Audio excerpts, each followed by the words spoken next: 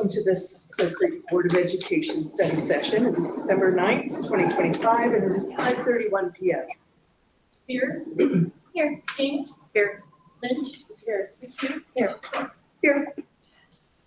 Look for a motion to approve the agenda. So moved. I'll second. Pierce. Yes. King. Yes. Lynch. Yes. McHugh. Yes. Moore. Yes. Any public comment? We have Rachel Richardson signed up. Welcome, Rachel. Thanks.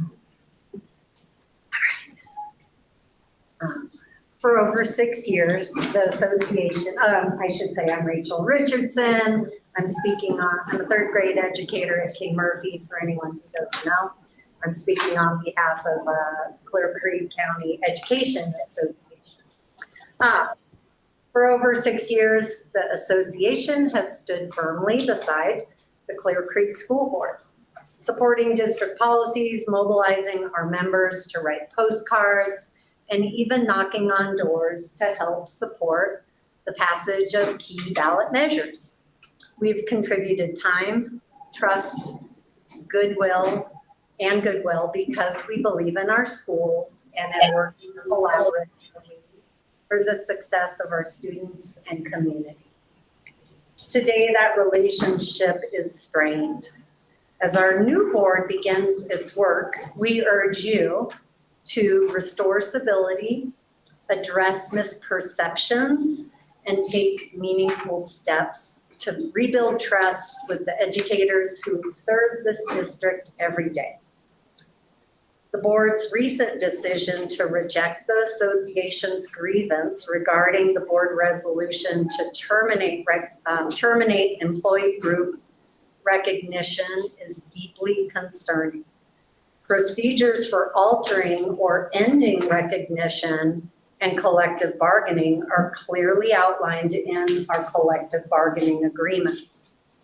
The district's refusal to follow these agreed upon procedures undermines both the legitimacy of our shared governance processes and the confidence of its employees that you represent. A strong majority of over 70% of district employees want representation, collaboration, and a district leadership team that values input from its workforce. When established procedures are disregarded, it sends a message that educator voices and the commitments made to them are optional. Because of this, the association will be filing for arbitration. We're determined to protect the integrity of our agreements, the rights of our members, and the collaborative culture we expect in Clear Creek. Thanks. Thank you. Les. It's my pleasure to have Lorraine here to present.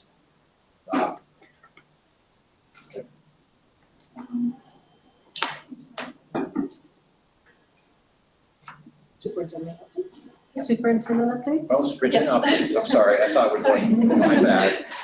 But I mean, if Lorraine wants to give Where it, am sure, I? good. Am I Wow. right here? You guys let me know when you're Yeah, done. Lorraine here. Lorraine, thank you for being here. Thank you. So updates, so today I drafted the communication that will be sending out to parents and staff members regarding joining the Elevated Community Health Community group that will help us decide how we're gonna provide services for students and staff. So they're gonna help us decide location and programming to be provided for our community. So that'll be going out this week. We also have started the process with LifeSpot app. So principals have already scheduled time to meet with the LifeSpot representatives to train staff in the use of the app, and so we can have it loaded. Again, LifeSpot is an application that allows teachers, when there's a crisis in their proximity of their classroom, to notify law enforcement immediately of that activity so they can respond accordingly to the room or to the school. So that's a great way of helping increase connection with our law enforcement.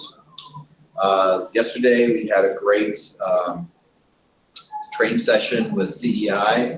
They are Colorado Education Initiative, and they did a great kind of bringing the principals together, kind of a reflection of the journey this semester as far as the work they're doing, and thinking about next steps, try to create a vision that we're all working on for the remainder of the school year, really supporting teachers in the classroom, instructional practices, and making sure our students are being successful. We're going to do a leadership walk today, but because of power outage at Carlson Elementary, we'll reschedule that. I was looking forward to seeing one of the teachers there who does an incredible job of helping create routines and rituals in the classroom that provide opportunity for students to really focus on learning. And there's some great practices that teachers from Georgetown and King Murphy would be able to observe in the classroom. So looking forward to that.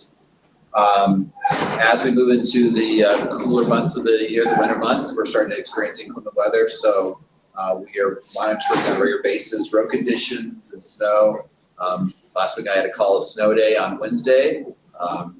We learned very quickly that we were not all prepared for the weather, and so cars were going off the road, truck drivers were driving off the road on I-70, which is the main corridor through our community, as well as the altitude located at King Murphy, which were causing some challenges. So based on the snow I was receiving in Evergreen and the road conditions what I was hearing about, we decided that we're going to cancel school, which I think was very good decision to make as compared to our neighbors in Jefferson County who chose to have a regular school day for their mountain schools.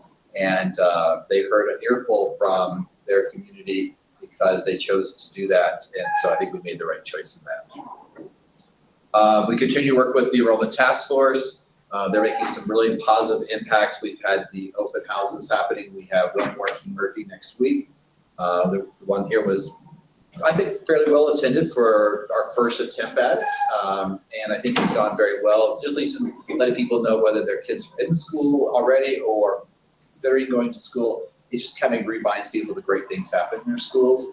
And so I'm looking forward to the positive benefits of those open houses. We're going to be sending communication out. I've had postcards developed by the Enrollment Task Force that I'll be mailing out over the winter break to kind of just share with folks the great things happening in our schools, and also reach out to folks who are still on the fence maybe where they're going to send their students. So making sure that they know that Clear Creek schools are the best choice. When was Georgetown? Theirs was back when we had, Well, that was the family breakfast. that was their open house too. I guess that people didn't realize that. Yeah, so It was the breakfast that people, so there was, the reason why we did that is, Trying to build it, yeah, we try to meld them because it's kind of nice to have some of the parents who are shopping schools to kind of see the community. And so that was why we chose the breakfast for that, so that we kind of see the community come together and how great that environment there is at Georgetown. After this year, we'll take some back. We'll have a conversation on what worked, what didn't work, what we want to do differently next year. As we kind of delve in. This is our first time doing this, and so it's kind It's of great. a new No step complaints. for us Yeah. to take. It's great. So, and we'll remind parents that we know they have a choice, and we hope they choose Clear Creek as their school for their child. And we're also be doing some social media geofencing, they call it. So as you travel their community, visit some of our interesting places like Loveland Ski Resort or some of the bike trails, you may get something shows up on your social media feed that says, consider Clear Creek for your students. And that's my update for right now. All right, Jen. We've got our audit presentation. Yay, audits. WGs. Are they on? Are they coming? My apologies. Here we go. Sorry, this is my second board meeting within the last hour. I just finished up Summit County, and I'm on to Moffat County next. So thank you for inviting me. My name is Paul Bacchus. I'm a CPA and a partner with a specific audit firm, McMahon & Associates. And we're a bit of an unusual CPA firm. All we do is financial statement audits. And included in that is honestly pretty much every school district west of Denver. So what happens every year is we undertake a financial statement audit, and I'm going to actually try to share my screen. You'll have to allow me access here. Give me 1 second because I was sharing. Hang on. So what we do is we schedule with your team a week to come out to do audit work, and we set up a client portal, and your team uploads all this data, and then we're going to set about doing audit procedures on it. And I'll just give you a quick overview.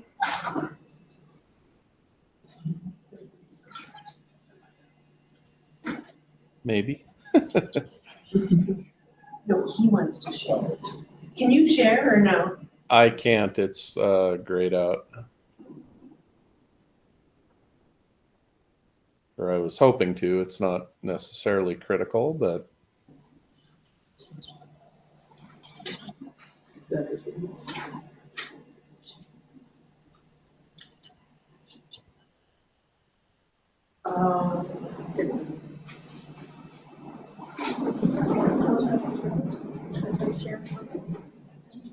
oh, here we go.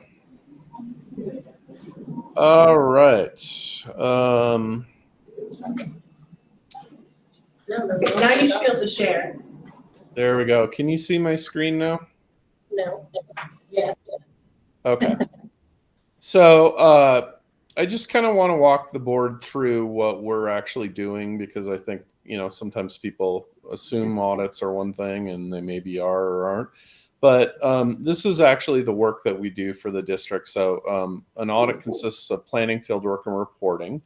And when we do the planning, really the main items are we run these reports on every fund that compare prior years to actual, compared to budget. We have trend lines and kind of a system that analyzes what we think the numbers should be based upon both the budget and prior years.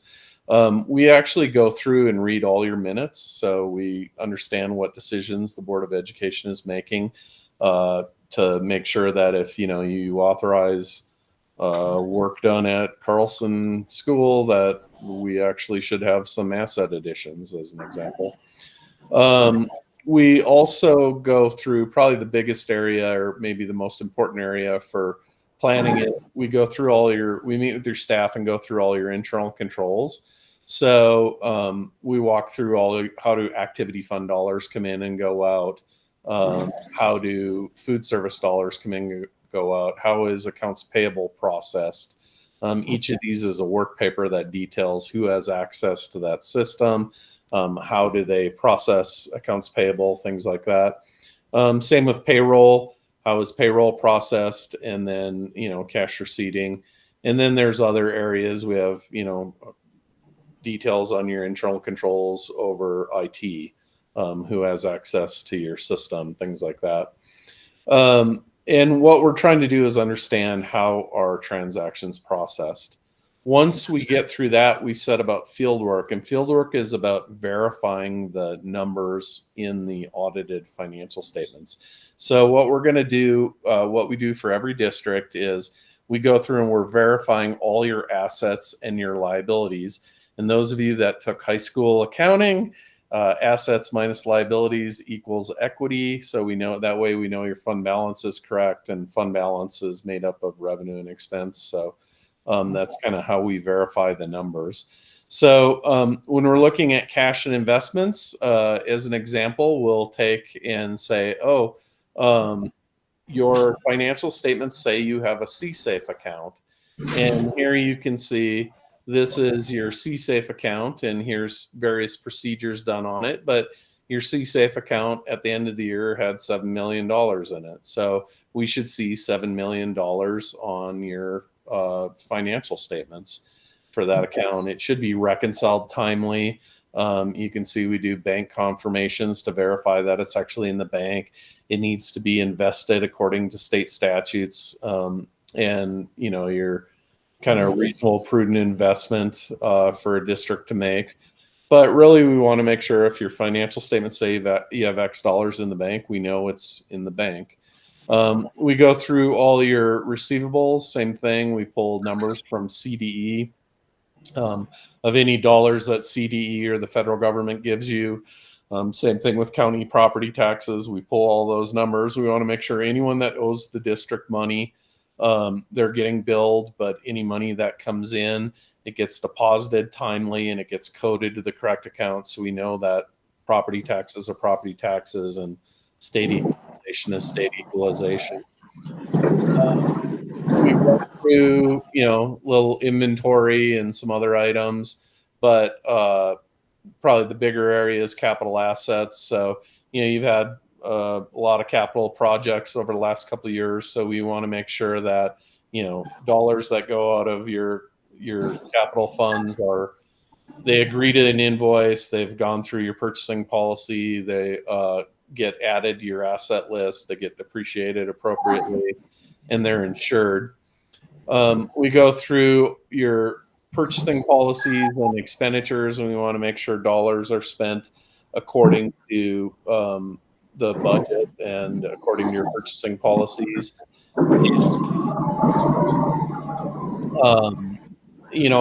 If expenditures go out, is it a reasonable expense for the district to undertake? Is it coded to the correct account? Is it paid timely? We don't like to see interest late fees. We go through all your payroll expenses. So those of you that are maybe newer to school district finance, you have operating dollars and capital dollars. Most of the operating dollars relates to payroll.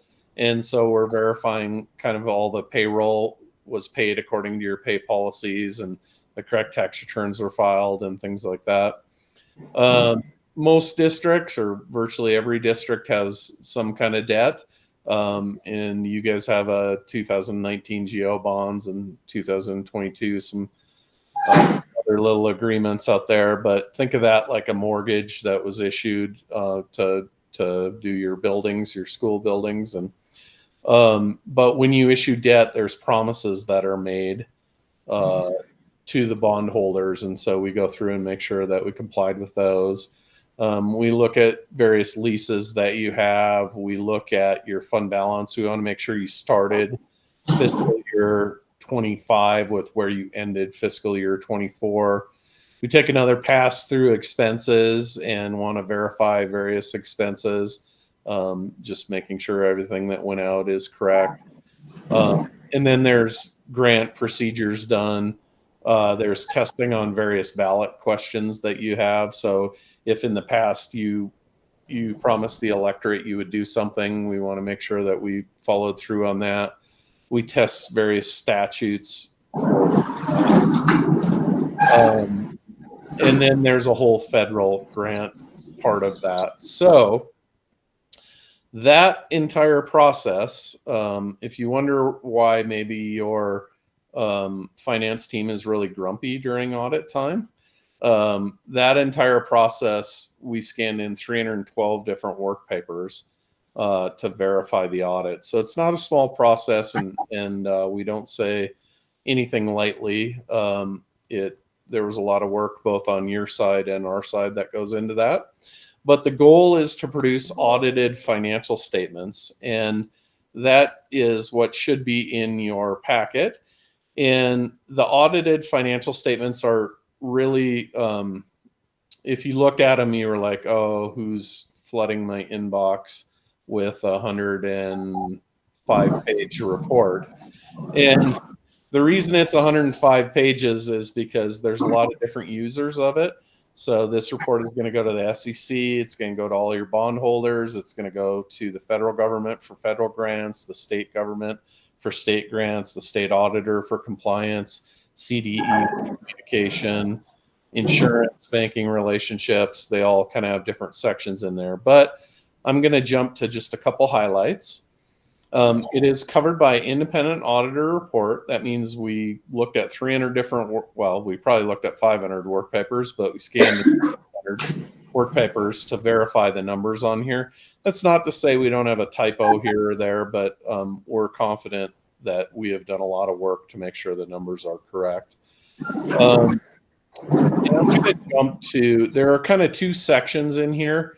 One section is called government wide, and really one of the main things that you have to be aware of when you're looking at government wide financials is it includes your proportionate share of para.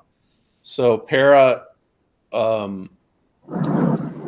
if you work in the private sector, you have Social Security, but the federal government can't tax state governments. So each state set up their own retirement system, and it's called para for Colorado. It's like Social Security for your employees and employees for every and you don't really have any control over that. So I'm going to kind of bypass that. And I'm going to go to the fund financials, which is what the Board of Education has control over. And you'll see all your funds kind of across the top here. And really, I'll probably focus primarily on the general fund, but you have revenues coming in, and think of those as deposits in the bank. So you can see we had 11.6 million that went into the general fund, 16 million across all your funds. Really, the kind of big ones are the general fund debt service, where you collect dollars to pay down those bonds that were issued for building projects. And then I guess the other one would be grants.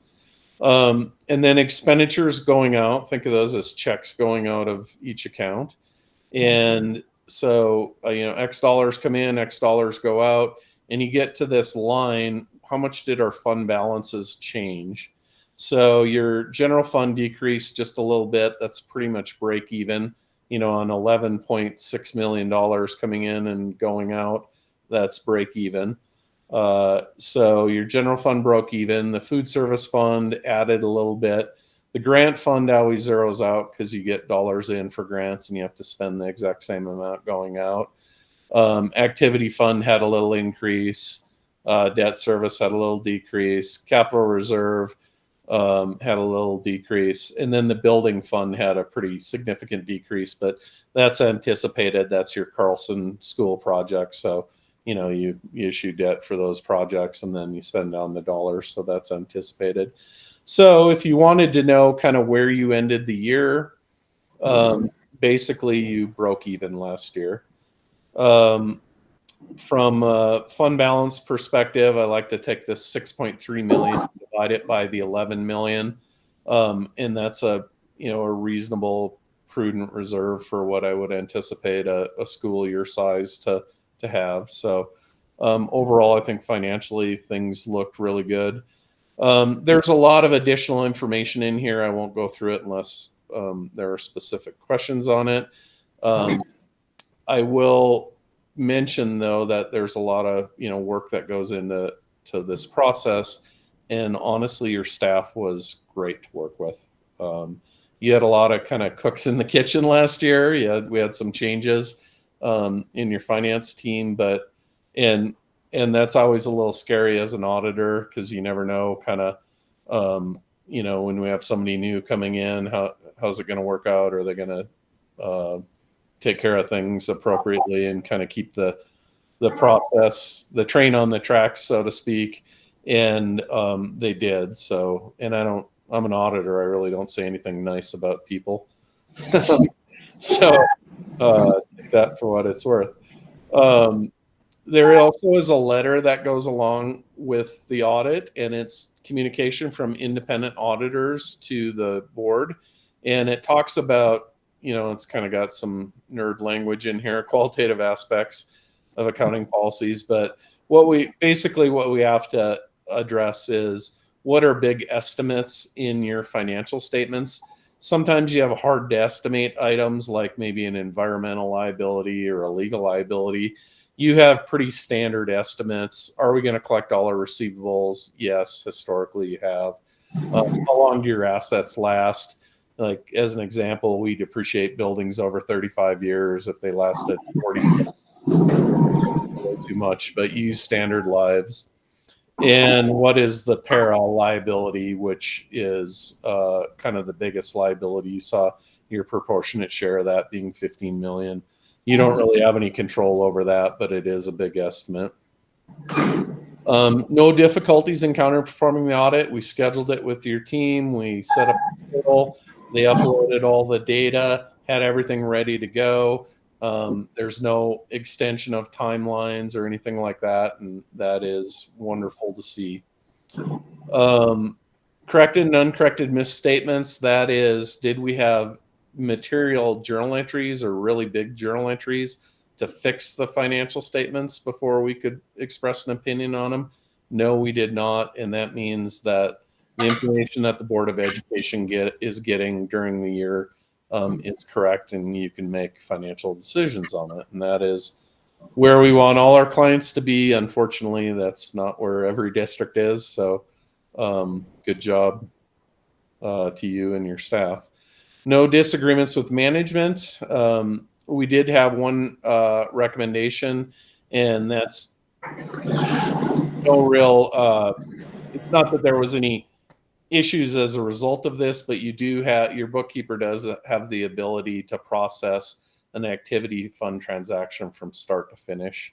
Normally we would like to break that up so that it takes two people to process a transaction. So it's a problem with smaller districts. That's kind of common because you don't have a huge amount of administrative staff. It's kind of everyone's working all the time. So you'll have to decide what's the appropriate level of risk that you want for the district, but you do have a bit of an internal control weakness. Overall, it was a great process, and I'd be happy to answer any questions that you guys have. Hi, Paul. I'm Jessica. A few years ago, you all suggested that we should spend down our reserves, and today you're saying that we're at a good level. Could you explain that? Yeah, I don't know. Well, I don't know that we would have recommended that you spend down your reserves. I mean, my concern is, do you have accurate information to make determination as a board? I think most people in education feel you should put every dollar you can to use educating kids, but not dollars that you don't have. And I think you're probably in that sweet spot, but my job isn't really to tell you how much you should have. Some people are, very conservative and want a big pile of money. Some people want to spend every dollar they can. My concern is making sure you have accurate information so you know where you're at. And where you're at this year is you broke even. So what I hear there is we're able to cover all of the bills at the slow times of the year, and then those dollars get replenished with the tax dollars as they come in. Is that fair? Yeah, that is fair. And I guess I would tend to defer to your staff because they have an idea of what will have an idea what cash flow is going to be in January, February. That's really your low point because you collect all your property taxes. Like somebody might look at the financials and go, oh, we have all this money, but you have to remember you collect your property taxes in in February, March, April, May, really.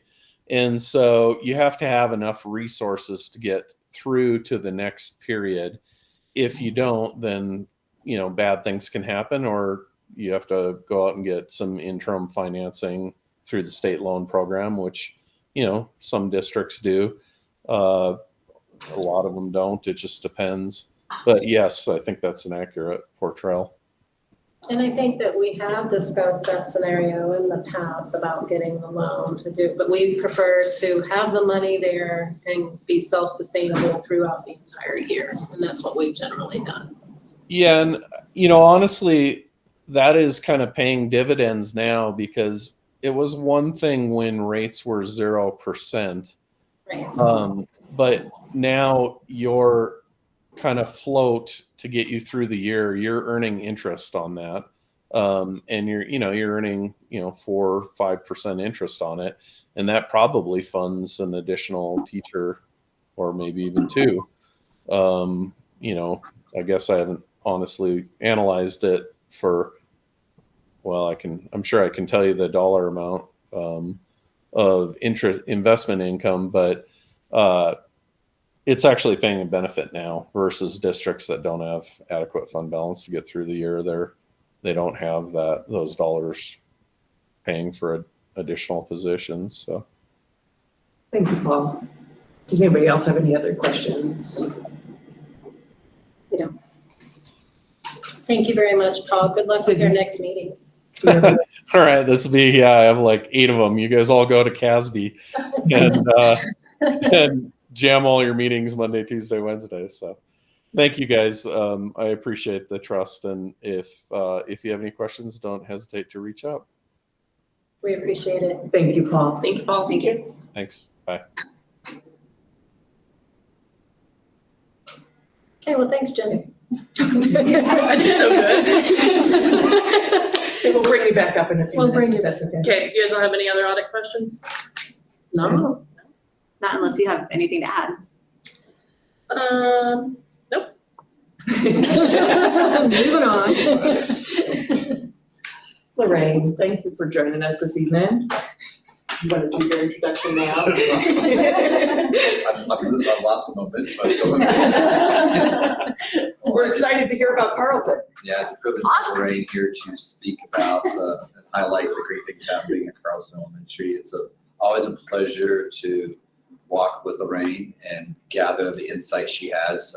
She has many years of experience in leadership, and she has a wealth of guidance and thought and work that she does with her staff. It's amazing what Lorraine does with the students that she sees in school and then helps them grow every year, and with her staff too. And the performance school is great work on your part.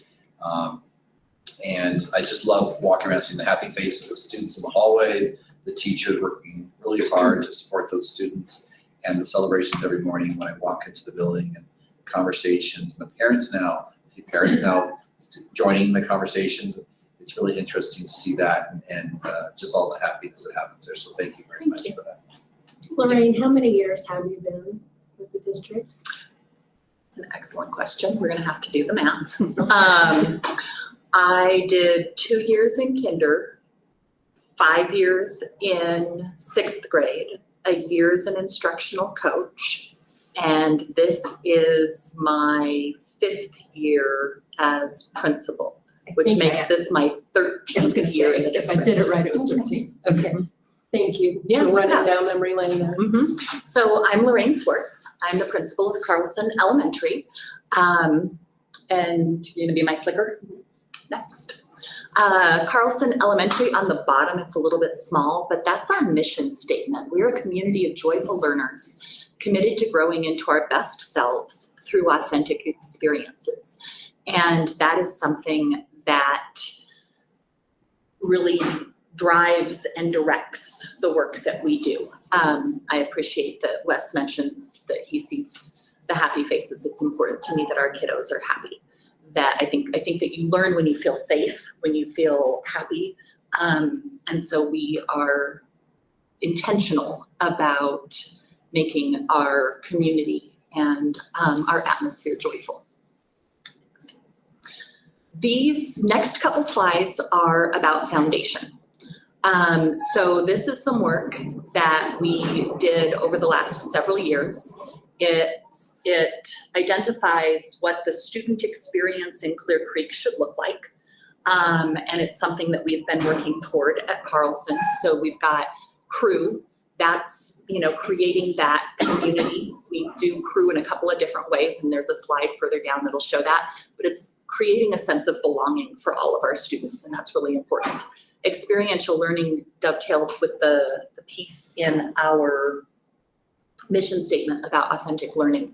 That's supporting student engagement and giving them enough information when they're learning so that they can dive deep on a topic. And as they dive deep on a topic, they are better able to do meaningful reading, meaningful writing, service projects, that kind of thing. And then Future Ready at the elementary level looks a little bit different than it does at the middle school, high school level, but it's making sure that they have those foundational skills so that as they come up to the middle school, high school, they're ready for different opportunities. So this is how those 3 different buckets break out and what they look like in a little bit more detail. So crew, we start every morning at Carlson with whole school crew. We come together for about 15 minutes once you take off sitting down and getting our lunch count knocked out. Then teachers follow that up and they do a classroom crew that connects with the restorative practices work that we've been doing. And then we do a variety of service learning projects, sometimes because students have a passion project, sometimes because it aligns with something that they're learning in class. Sometimes you just find something that needs our help. Future Ready student engaged assessment practices. Those are seen through student-led conferences and celebrations of learning, and then really digging into data-driven instruction, which we do through PLC, which is Professional Learning Communities. Then experiential learning comes in a couple of different ways. We see that through our EL education, our ELA, our English language modules, in Eureka Math Squared, and in nature-based learning. Our gift of place is important. And all of that incorporates field work and experts and ways to make that learning authentic for students. So at Carlson a few years ago, we came together as a staff and we identified 5 core values that drive our work with students. And a lot of these values kind of piggyback on or mirror some of those things those big buckets that we're working towards. So these ones are the things that we're passionate about: individualized high expectations, an inclusive environment, experiential learning, diversified deep thinking, and respect for the whole child. We believe that those are things that the educational experience, that the educational environment should include for children. This is, so those last slides were foundational. The next couple slides are about who we are, and these are our student demographics. We have a 45% free and reduced lunch eligibility. What is that, 27.9, so 28% minority students. We've got a couple of students who have more than one language. We've got about 16% of our students are on IEPs, 5% are gifted. We do not have any migrant students. We have a pretty good mix of different kiddos. They are all fabulous. I love my students. I tend to be a little bit protective. Those are my babies. But they're important too. This is a picture of our staff, and it's a small picture of our staff, but it tells how long the staff has been with Carlson. And this is not just teachers. This includes everybody, and I took also our food service workers and our custodians. Anybody who calls Carlson home is represented on that pie chart. So 24 CCSD employees. I did not include BOCES employees. And then I was surprised when I added it up, over 202 years of combined service to the district. The 12.5% of our teachers are in their first year. That represents 3 people. So I have a new 2nd grade teacher, a new PE teacher, and a new preschool para. And then 2nd year, obviously that's another 12.5%, that's another 3 people. But that kind of gives you a sense of how much the percentages break out to be. This is whole school crew. Crew topics vary, but it's a big part of who we are. We dive into our learner profile a lot in crew, and work on being, our best leaders and good communicators. That's all a big part of Crew. I think this one is at the beginning of the year, and what we're doing right now is making a plan for how we can be kind to each other. So really just like working together and coming together to encourage and support. What I tell, the easiest way to summarize Crew is a time and space for us to come together and support each other academically, socially, and emotionally, and give students and staff alike different skills so that we can do that. Today's Crew was led by our school health professional, Ashley Smith. She leads Crew every Tuesday, and it was about bullying and why that's not a good idea, but it helps to elevate those topics. So then we're going to talk about curriculum, because obviously we exist to teach children. Eureka Math is our math program. What's interesting about Eureka Math is it's a conceptual program. It's designed to build students' conceptual understanding of math. So there's a lot of conversation about math. There's a lot of math problems.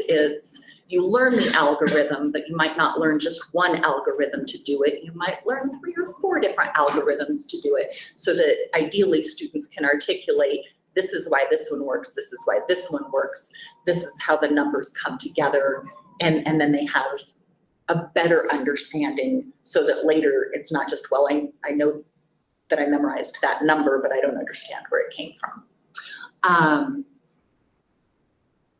Hopefully, it's preparing them for good future math work.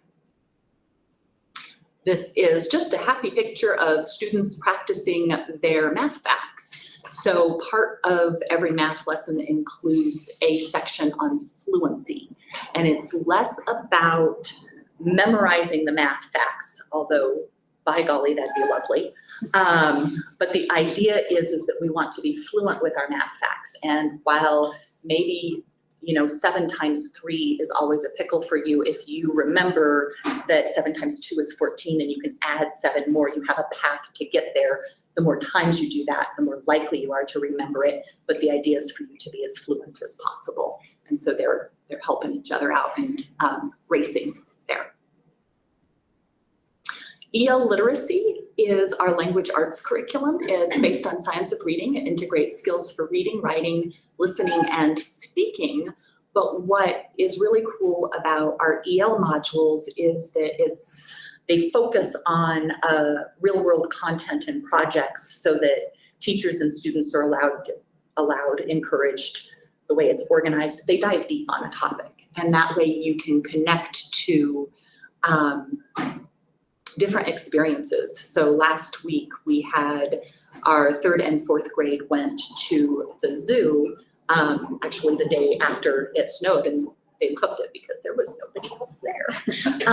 They had a good time. But 3rd grade went into the Tropical Discovery and did a deep dive on the frogs, because that's what they're learning about. And so they sketched them and they took notes on them, and 4th grade is learning about animal defenses and the different adaptations that animals develop to be able to, stay alive. And so they did some different research that way. This is another lovely picture. There are several of them in there, but this is just our kids writing out and outside. They're doing a nature walk, and we try and do as much learning outside as we can. So all of that leads to our data. Wes mentioned that our performance as far as CMAS is concerned. So for the last 5 years, we've been performance, we've been green. That's awesome. I will acknowledge that we are green by a much smaller margin than I would like to be, but we continue to work on that. These are our NWEA math scores. This one does fall to fall so that we can see growth and we can kind of see where we're at now. We take NWEA 3 times a year. So in fall, middle of the year, we'll do it in January, and then we'll do it again in the spring. NWEA adapts to the students, so if the question is easy, it gives them a harder one and then a harder one, and then once, you know, they kind of top out, then it'll back it off so we get a sense of where the kiddos are. The top line there shows percentage of growth, and then the bottom lines show achievement. Unlike CMAS, which shows you grades 3 through 6, NWEA shows you grades kinder through 6. So the whole school is represented there. The other cool thing about NWEA, where this one shows us fall to fall, in the spring, we'll be able to look at fall to spring and measure growth for the year and get a sense of where our kiddos are. We can also look at, like if that were live and I were playing with the data, I could hover and pull out where each child is and then look at what each child needs. So teachers are able to dig into that data and use it to impact their instruction much more effectively than CMAS.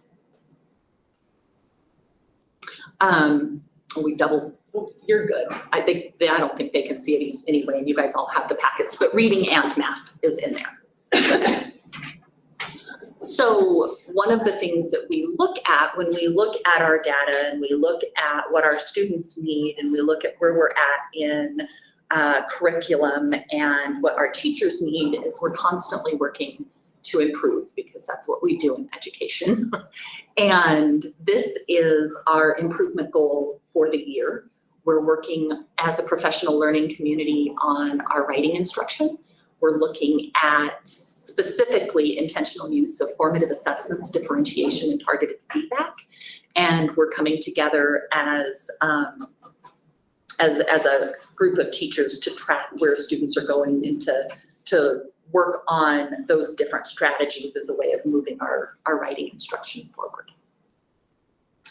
The rest of what I have are just some happy pictures that give a sense of who we are and some of the things that are important to us. So this photo shows 6th grade and 1st grade book buddies doing a collaborative project at the beginning of the year. This picture is from Whole School Crew in the morning. We did each grade level got circled up and had the materials to be able to work through a quick science experiment together as we looked at the scientific method. So, you know, Crew is not always just touchy-feely stuff. We can dig into all sorts of cool stuff. These is actually 3 pictures. The 3rd grade, part of their EL learning module was about learning about libraries around the world. And when they did that, they did some interactive work. This one is at the Idaho Springs Public Library, but they also went to Georgetown and visited the library there. And then, of course, had Miss Honeybun and Miss Holly in for some expert work too. So they're learning about libraries. This is our 6th grade class in town. We spend a lot of time in town. We're very close to our community and grateful for it. They all have on their same shirts. Those are their Camp Half-Blood shirts. Their module at the beginning of the year is reading the Percy Jackson Lightning Thief book. And if you've ever read the book, you know that in that book, he goes to a camp called Camp Half-Blood. And part of this experience is recreating experiences out of the book. And so Heidi Lupinacci, our 6th grade teacher, did it a little bit different this year. And they sort of had, it was something similar to like an escape challenge where they had to do some critical thinking problems and solve them. They had a really good time.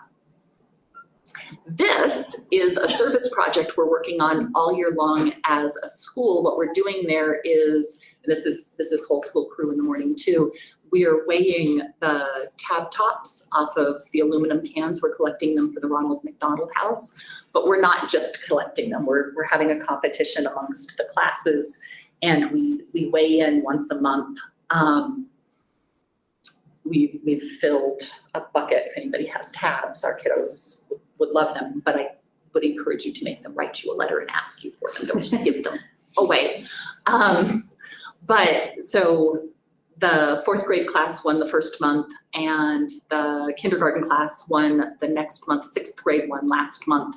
And so we do a weigh-in and tally it up and then have a trophy that goes around. So we're having fun with that. This was so much fun and sort of represents the importance of the whole child. So our PE teacher, Coach Russin, organized the Avalanche youth hockey team, their youth hockey coaches to come in and teach PE for a day.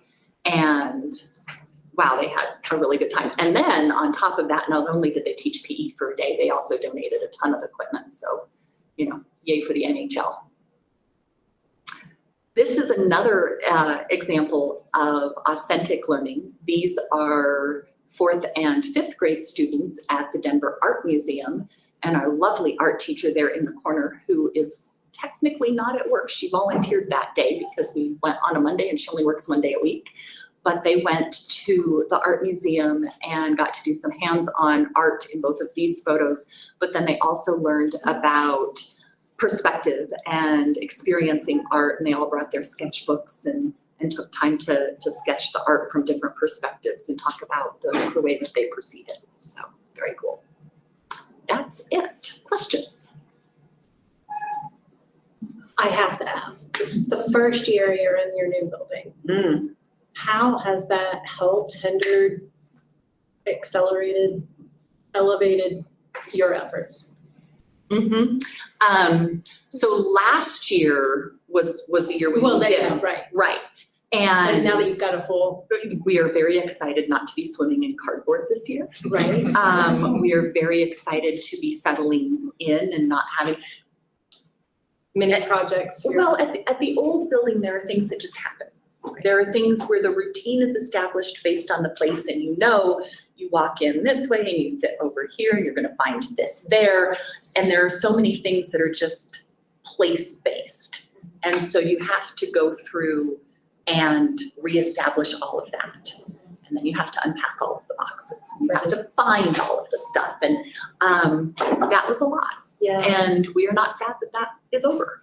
right. So we're very excited. We're loving the new building. It's beautiful, it's gorgeous. Probably needs a generator, just saying. We Long have, range committee members. we've got 90 minutes of battery power. So today when we went home, it took us about 90 minutes to send everybody home. It went very smoothly, thanks.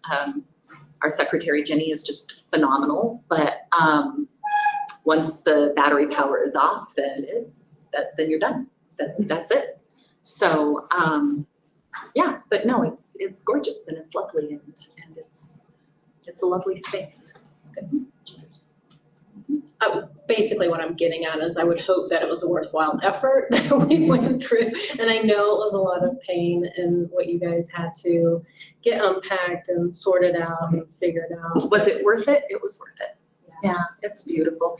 And just for safety reasons, I mean, in the old building, you couldn't open the doors in the back of the second floor classrooms without a teacher sort of body slamming it. So in terms of, you know, fire exits, that didn't work. Or there was a stairwell that no matter what they did to it, if the snow came in and it blew just right, we'd get a 9-inch drift in the stairwell. And there were problems with that Sure. too. So I hope our buyer's not hearing any of this. my understanding is they want to level it anyway. So yeah, that building needs Thank some you, I love. appreciate that. Betcha.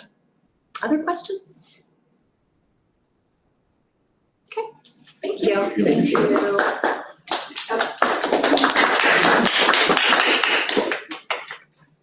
Ben.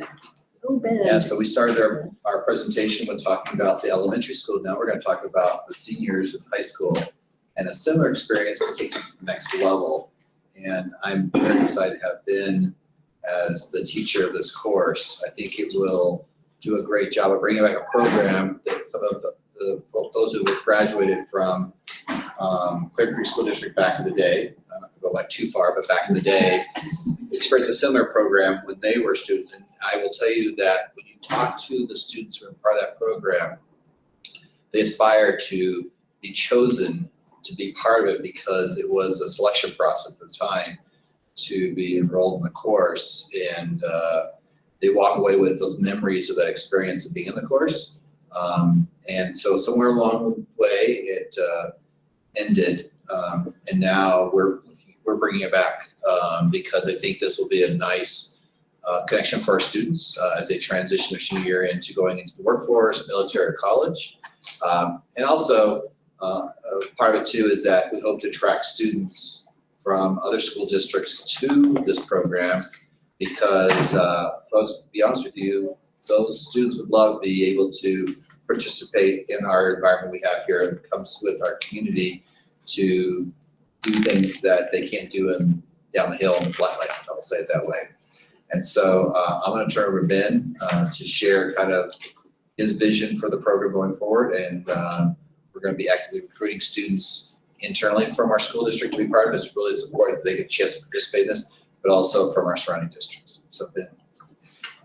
Yeah, thank you. It's a funny, the world's separated by, a few degrees, and that I teach wilderness first aid courses outside of the school, and had a course shadow who had just done their instructor course and needed to get checked out. And they said, "Oh, what school district do you work for?" I said, "Oh, Clear Creek School." "Oh, I just met your superintendent.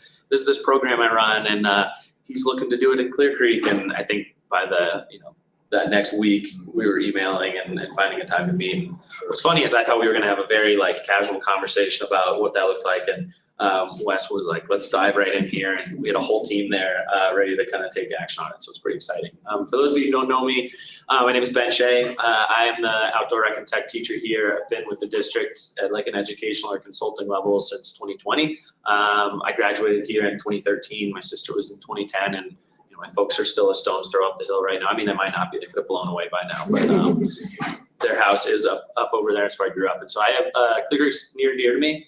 I love the school. I love the opportunities I had when I was here. We had kind of the tail end of what was Outdoor STEM at the time. It wasn't as immersive as what the program started and what we hope to build now, but it was definitely one of those courses that sticks with me even to this day. I can't go a day without tying flies, to go fish and not think of Shoe and episodes of I Shouldn't Be Alive in the winter cold months. So it's been a great program.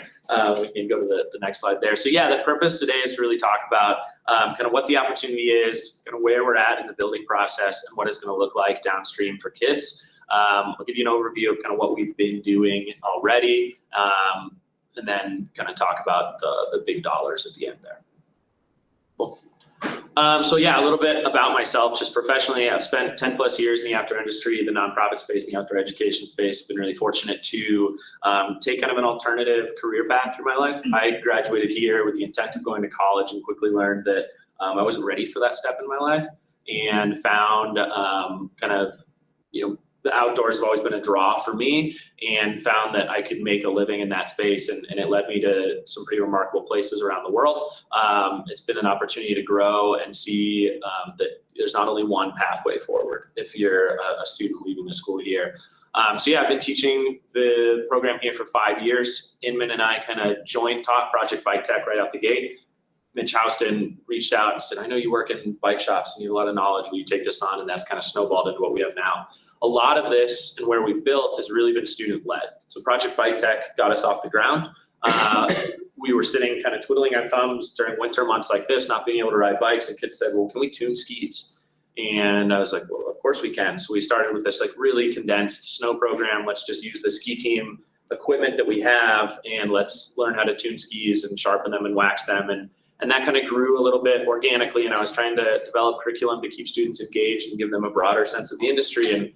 And one of those projects was I have 3 different groups. One group was designing a ski media company. One was designing a dream ski resort. And the last group was diving into what ski and snowboard manufacturing would look like. And through kids asking, "Can we use your Facebook to see if there's supplies available on Facebook Marketplace?" led to a student, Merrill Harvey, who I adore, clicking, "Is this still available?" on a ski press in Blackhawk, which then ultimately snowballed into us buying a ski press, not that one, but a different one, and investing a ton of money and resources into that program, and really taking a step back from Project Bike Tech and diving full into ski and snowboard manufacturing, and ultimately this year really connecting the two fully. We did a little bit of bikes last year, but Project Bike Tech needed some big curriculum developments. They weren't meeting what I view as where the industry was going for the bike industry, and they did as well, and ultimately reached back out last year and said, we need to get back into your school. How do we do this? And so this year in the spring semester, we'll be back in with their new curriculum.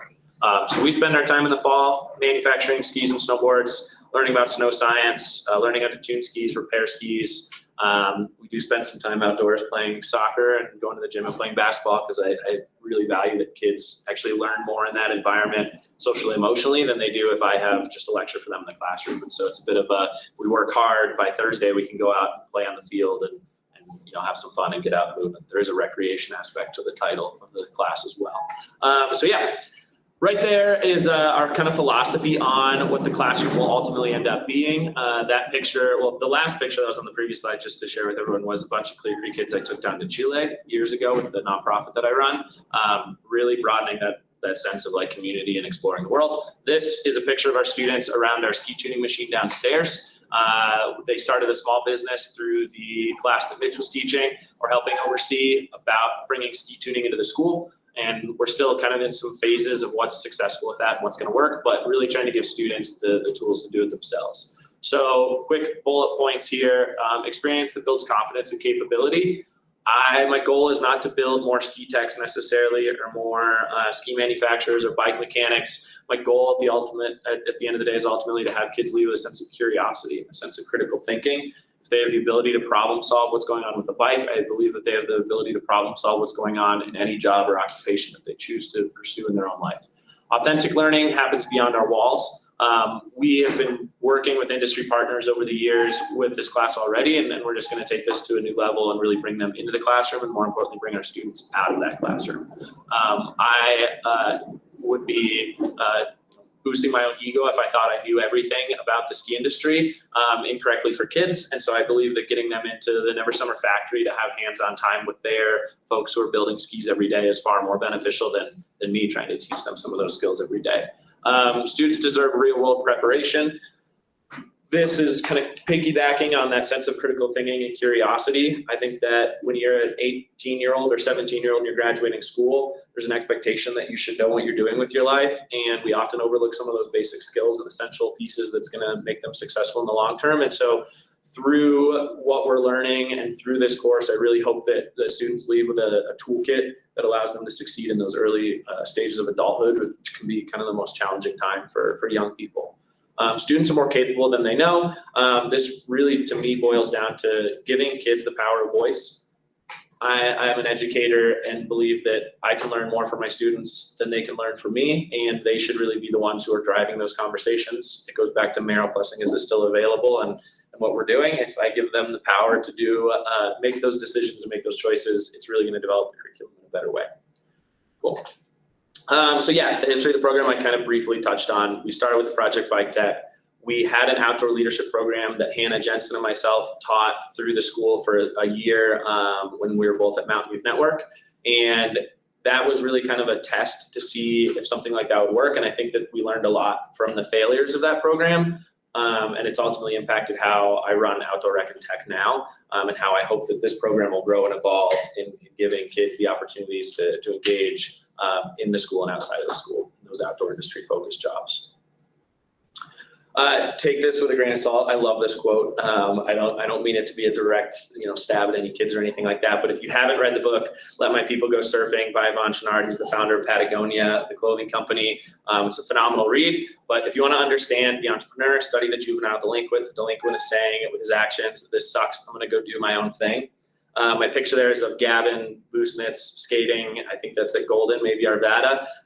But when I was with Mountain Youth Network, and I've been on the rec center board for a number of years, we built a skate park here in this town because kids showed up for it.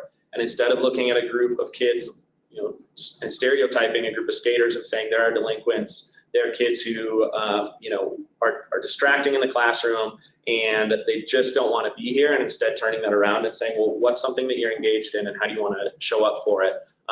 We had city council meetings with 20 kids in there. We had kids showing up every week for internship meetings and helping write grants. And what it really was there to show me was that like when you give kids that opportunity for voice and you let them say this isn't working and you ask them how to fix that, they do some pretty remarkable things. And so I really look forward to kids, pushing the envelope. I really want, to grow some disruptors in the classroom space. And so then I can send them off to the world and they can go make some disruptive decisions out there and shake things up.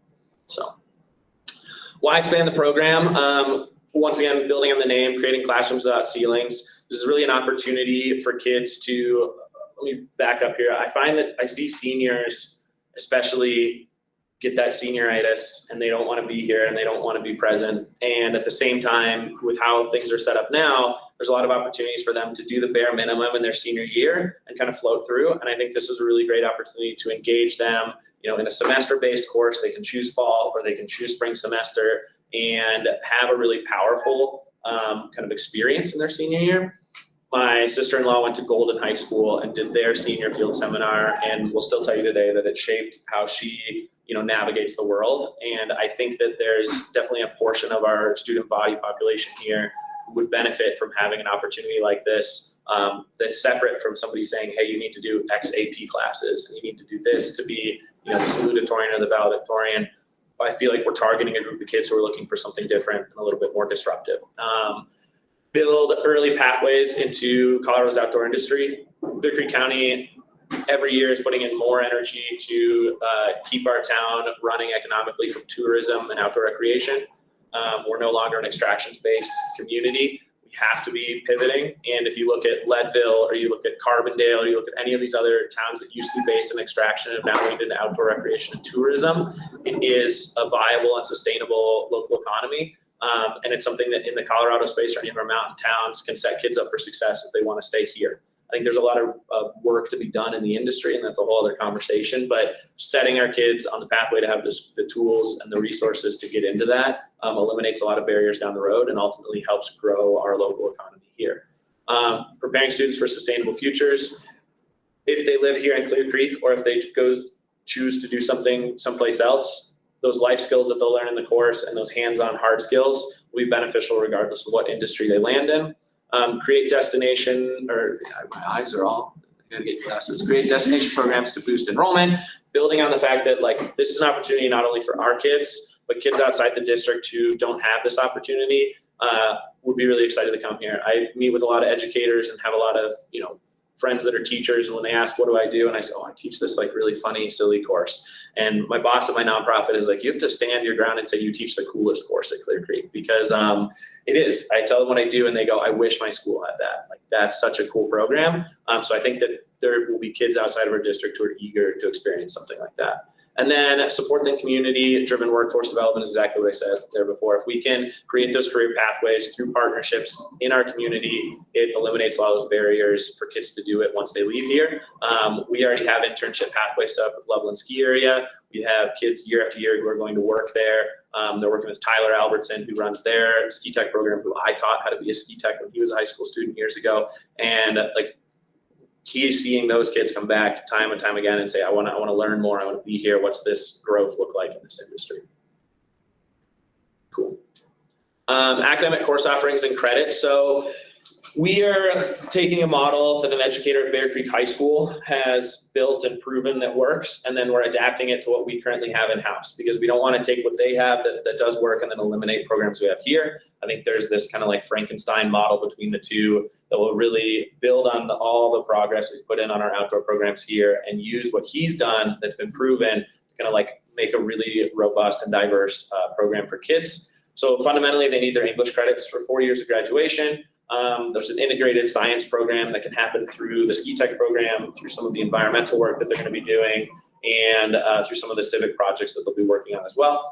They will leave with a Project Bike Tech CTE certification, which has a financial kickback to the school, which is beneficial for our sustainability, and also is now becoming a more industry recognized certification. The outdoor industry is a little bit wild in that there's some certs that are recognized and some that are not, and we're really trying to work as outdoor professionals to get all of those recognized to like the professional standard that you'd see in a medical industry or something like an engineering degree as well. And so that curriculum, people are now being able to walk into bike shops and say, I have this certification that's being recognized. Ski and snowboard manufacturing and repair. There's not certifications in that right now, but Tom Luke over at Summit County and myself, who do the same ski program, are working to try to get that recognized at the state level to be a CTE program in the long term. So those are things happening behind the scenes. Additionally, they don't offer at the Bear Creek program, but we have the ability to do here is offer students wilderness first aid certification. It's going to be the bare minimum medical training that they're going to need to be working in the ski industry, the river community, or any sort of like medical based response team. We have a provider here in Clear Creek County, Mountain Youth Network, that allows those certifications to go from a cost of $350 per cert to $90 per certification. That's just a licensing fee. So we've eliminated a ton of barriers there.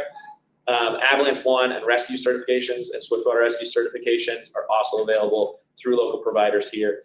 OEdit is the grant that Mountain Youth Network has been using. When I was with Mountain Youth Network, myself and Rebecca Abrahamson, the county grant writer, wrote that grant. We were the largest recipient in the state for that professional development grant.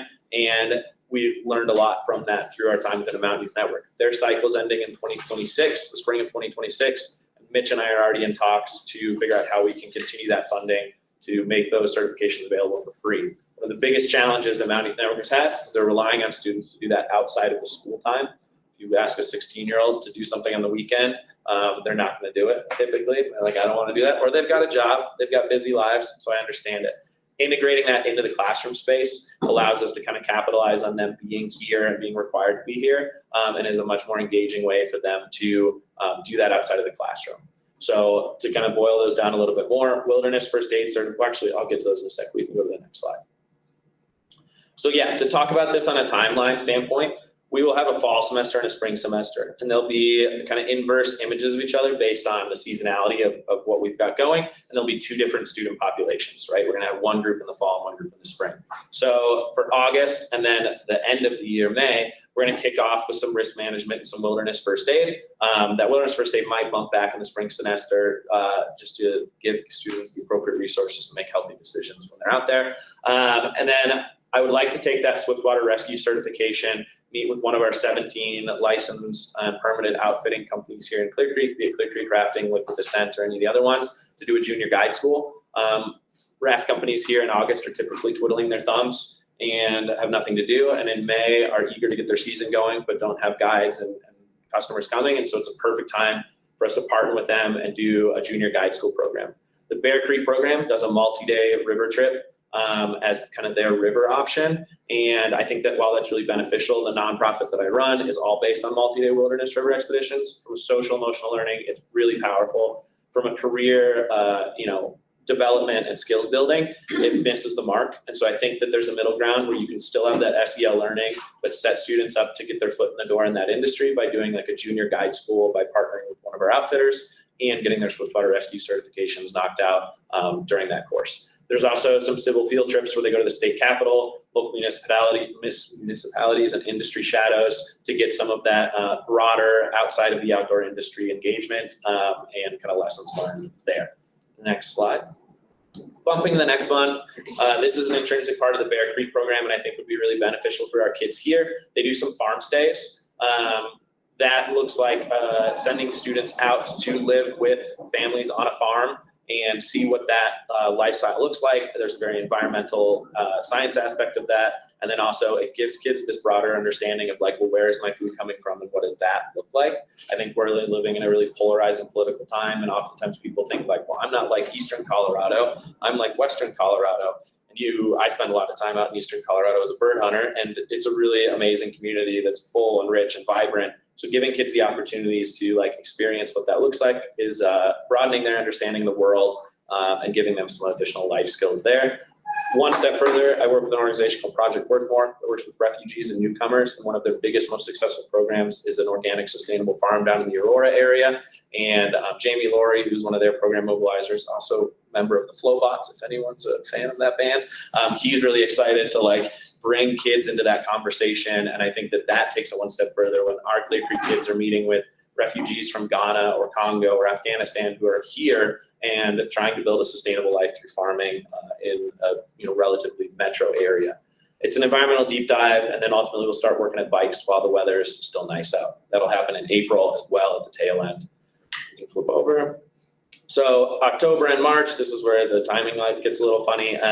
Phase 2 will happen in April for bike techs, and phase 1 will happen in March, but I got confused with putting the slides together. So this is our deep dive into bike tech to those CTE pathways. One of the pieces that CTE or that course falls short on still is trail development and construction. That's a picture of Virginia Canyon Mountain Park. I'm a trail ambassador for COMBA, the organization that's tasked with managing and building those trails. And I've taken youth crews out there a number of times over the years to help build those. And it's a great opportunity for our kids to engage in what will likely turn into one of the biggest economic drivers in Idaho Springs as the gondola opens up there and we become more of a mountain bike town than we already are. And also gives them an opportunity to see that there is pathways forward through trail development construction, through Rocky Mountain Youth Corps, or any of these like Flow Ride professional trail building companies. And it gives them a sense of pride that, hey, I built that, in their local backyard. November and February, we'll start our ski tech phase.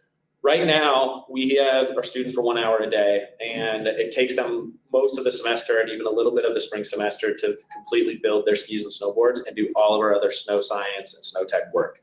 Having students for 8 hours a day, it gives us an opportunity for them to like not start a project and stop a project immediately, which is really challenging from like a student motivation standpoint. It's really rewarding when they can sit down and have this like couple hour block to knock something out and feel like they've actually done something. So really looking forward to that. That's Mike right there from Outbound Mountain Gear. He's a huge advocate for what we do here in Clear Creek County. His shop is based over in Evergreen, and he's one of my best friends and a great human being. And he is passionate about teaching avalanche science and can teach those area courses, and is also a great ski tech. So he's excited to be a part of that classroom. And the next slide there. And then we'll finish the year with that avalanche safety, ski tuning, and ski tech phase, kind of rounding out those certification courses. Boom, we can move to the next slide.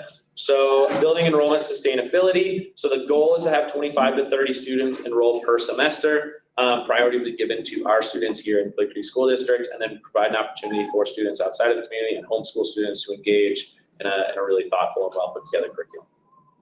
Cool.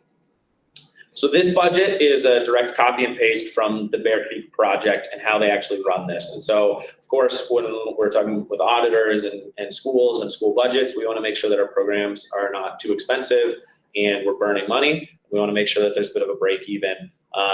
With this, the current budget for Bear Creek is based on their 2025 programs. Ours will be similar in a number of ways, but ultimately with those certifications, it could boost those expenses up if we don't. Mitch and I don't find a way to cover those expenses.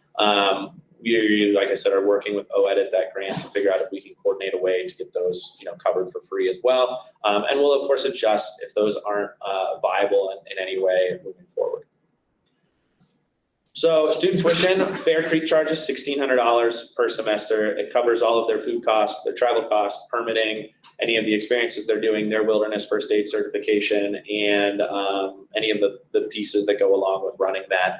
Ours could go up. The worst case scenario that I put out there is if we expected our students to cover those additional certifications and we were committed to having them gain those career certifications, just the raw dollars would build on the $1,600 from Bear Creek and end up at $2,400. I think that is a scary number to look at, looking at a semester's program, but I'm very confident that through grant writing and the foundation that we will land closer to where Bear Creek is at or somewhere around there. The next phase of what we're working on is, us gathering together and putting those numbers together in a more tangible way and saying like, Mitch, what does the school foundation feel comfortable in partnering with us on this? What can we do from a grant writing standpoint? And maybe for year one, what do we want to do to try to get this off the ground and ultimately build towards? So we like to dream big, but I'm a big fan of MVPs being the minimum viable product and what we can put out to make sure that it's a quality program for our kids. Then you can go to the next one. These are a handful of our industry partners that we have been working with for the last number of years, and there's countless others that I cannot include on this, but Loveland, of course, is our biggest one. Outbound Mountain Gear, Desert Mountain Medicine does our wilderness first aid, Project Bike Tech's the curriculum, Mountain Youth Network, I view as a partner that will be with us through the program. They have budgets for outdoor programming, and they have a ton of gear, so they'll be in that program. Bear Creek High School and his program, Steve's, will also partner with us on gear, and then Clear Creek School Foundation.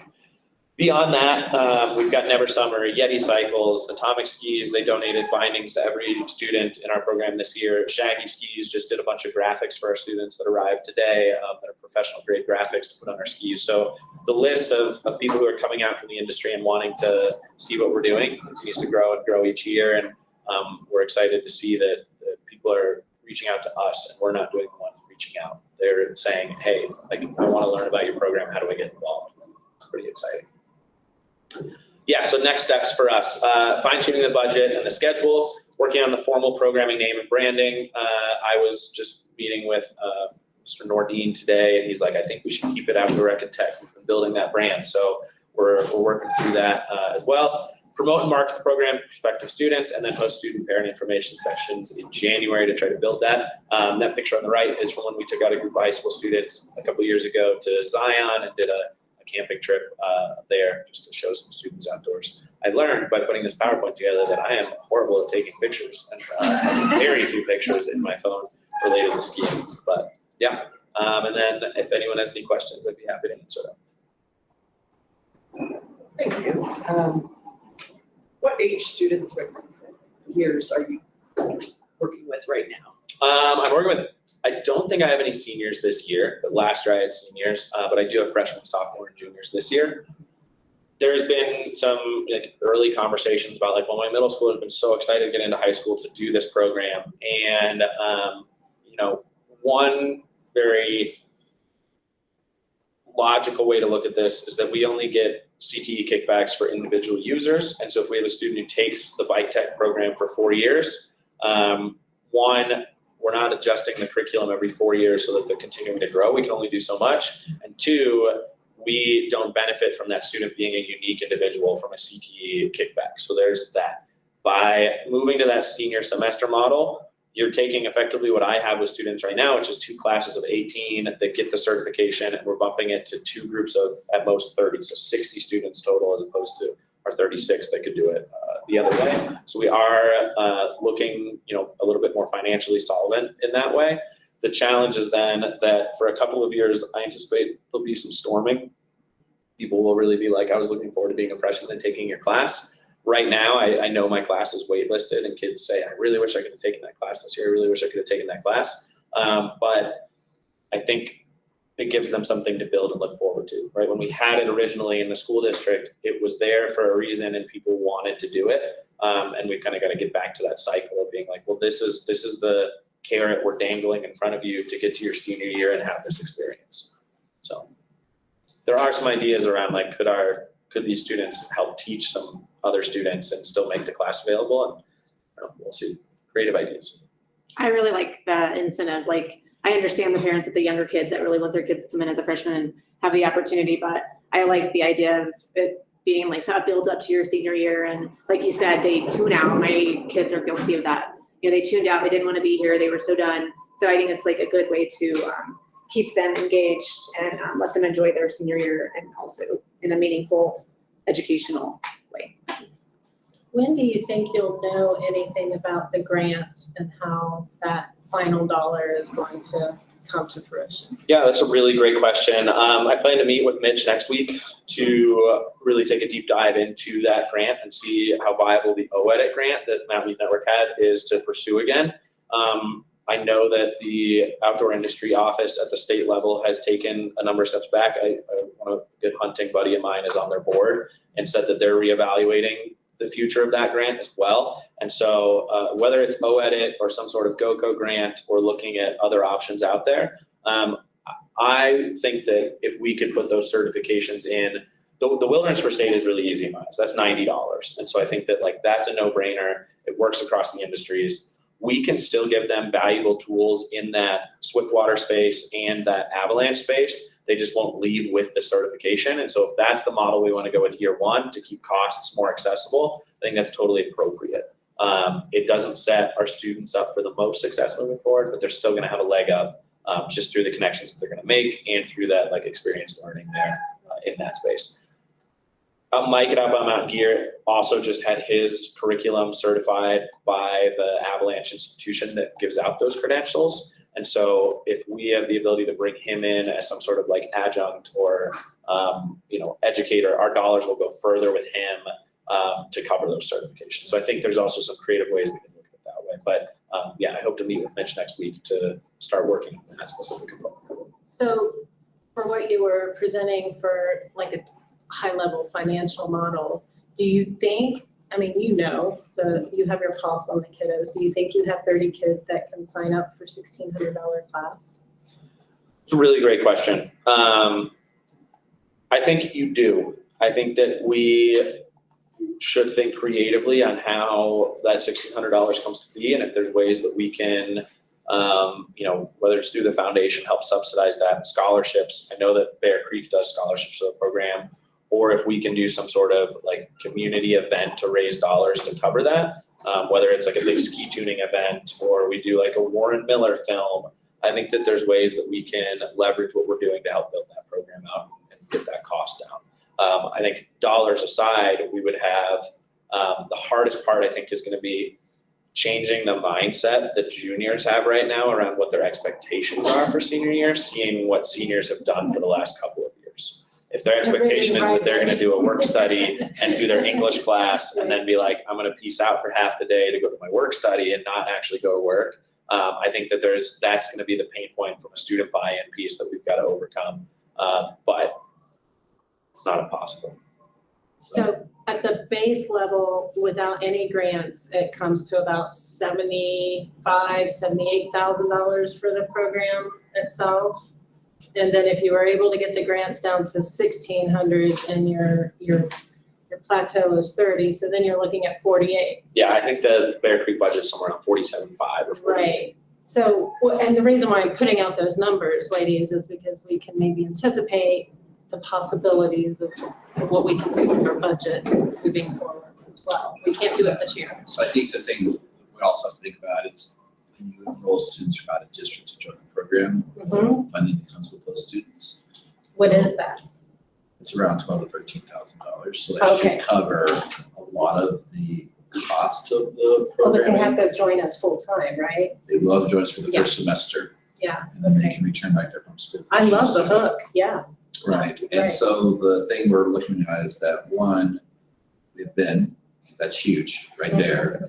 He has a lot of connections, and Golden right now, who does have the program, they have a wait list for kids who want to get into it. Mhm. So they can't get all their kids in the program. Is their price similar? Theirs is much more expensive. Is it? I think theirs is $2,400. And as far as I know, they have very little info published on it, but theirs has no certification incentive or career and technical education incentive. It's just an experience. Right, and there's more travel around the country, so they go to Washington DC and they go to other places. So there's a much broader range of their program as far as travel.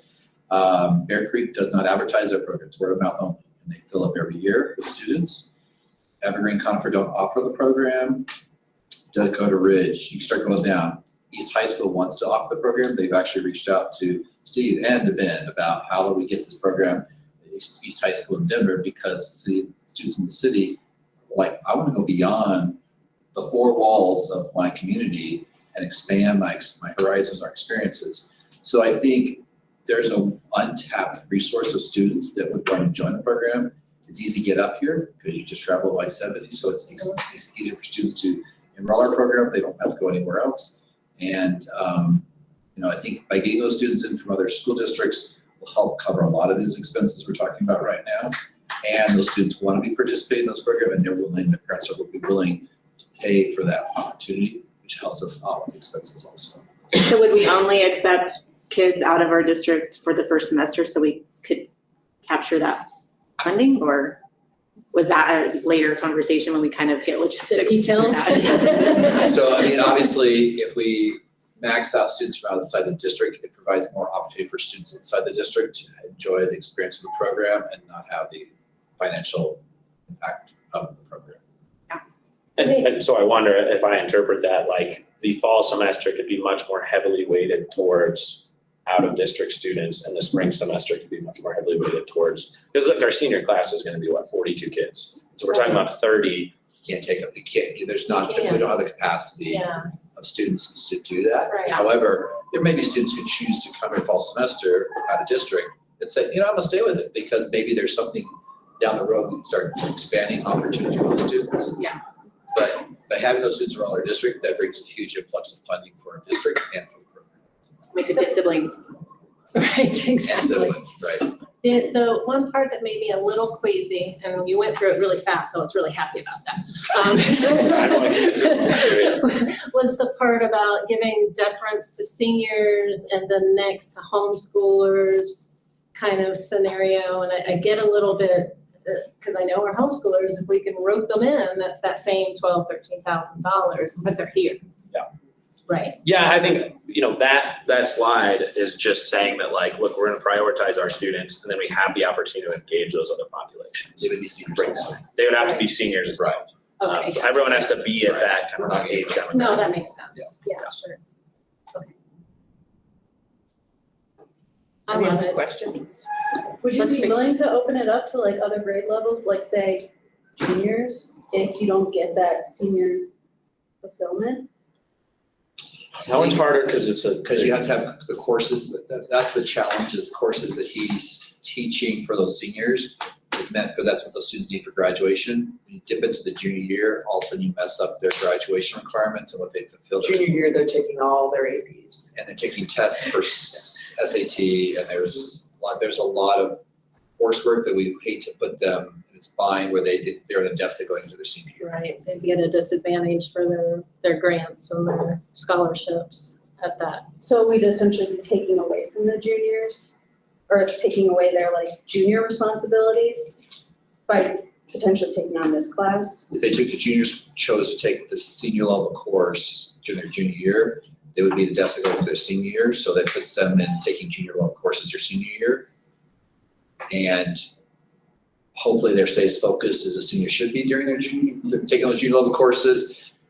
My guess is that you're putting them in a really challenging situation. I guess I'm wondering, is there an option that they can still fulfill everything during their junior year and also take this course? No. No, it's Yeah. physically impossible. And that's one of the things is that by offering the senior course is the carrot or the symbol experience for the seniors. Yeah.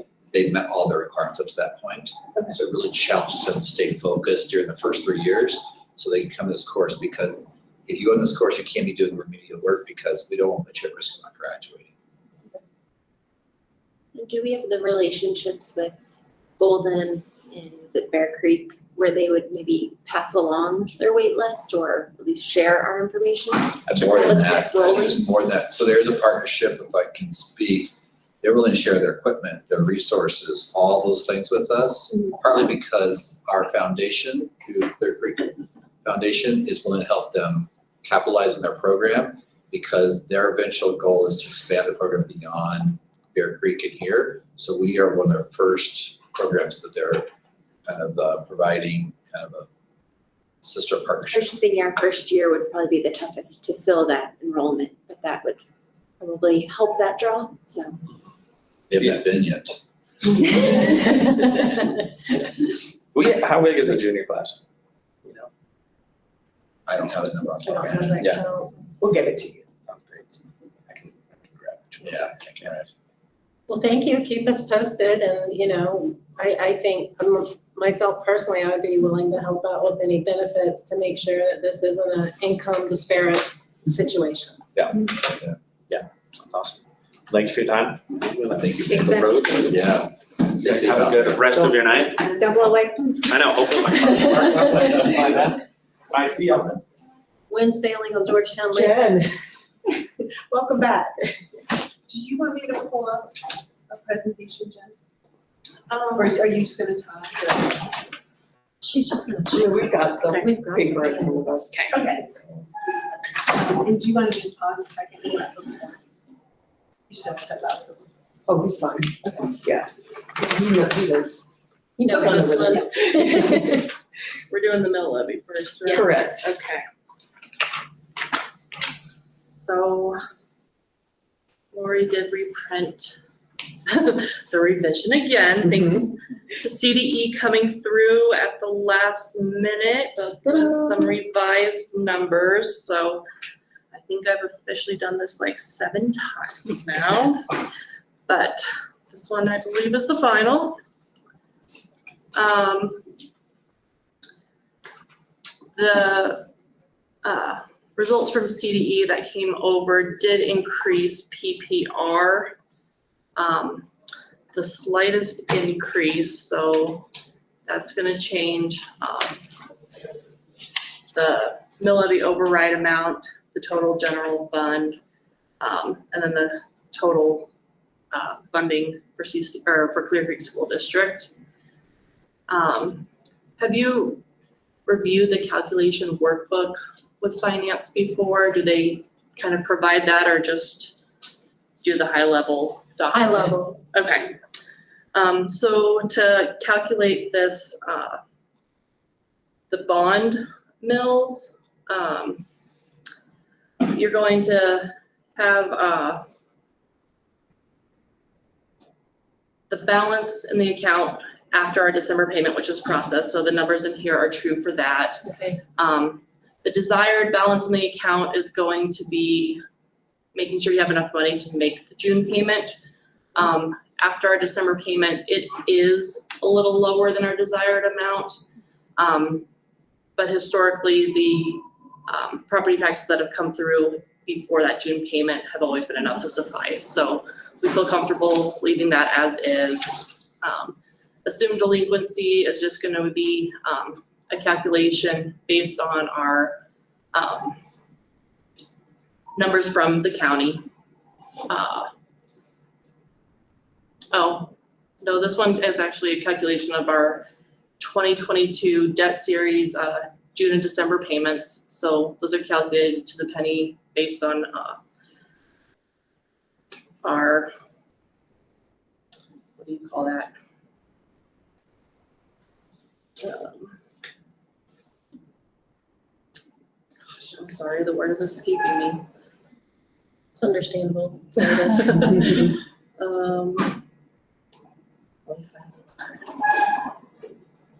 It'll come. It'd be the amortization schedule. There you go. Amortization, yes. Yeah, that's the one.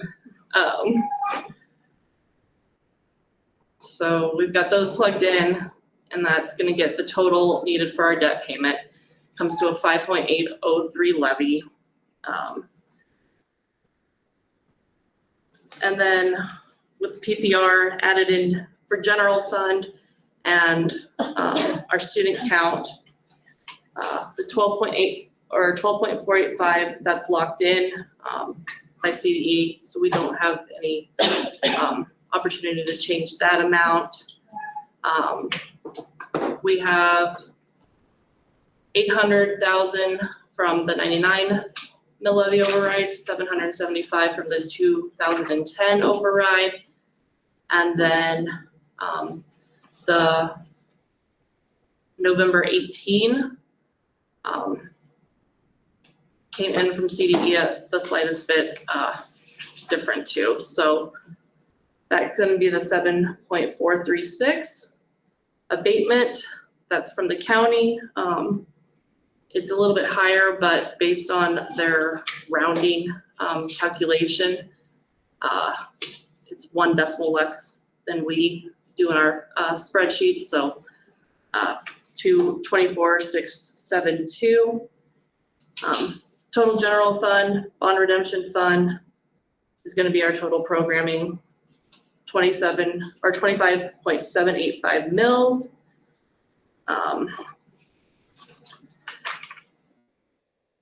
One thing to note that our assessed value is the highest it's been since 2018, 2019, 404 million. The last time we were in the 400s was 2018-19 at 464. How does that affect everything? It's got a ratchet effect, right? Yeah, so this is going to be what determines what comes from the county Right. and then from the state. So the higher the number that we were assessed, the more that we're getting. Right, So the bond work that we did that assessed our buildings higher right. got us more money. Yeah, and In a short show.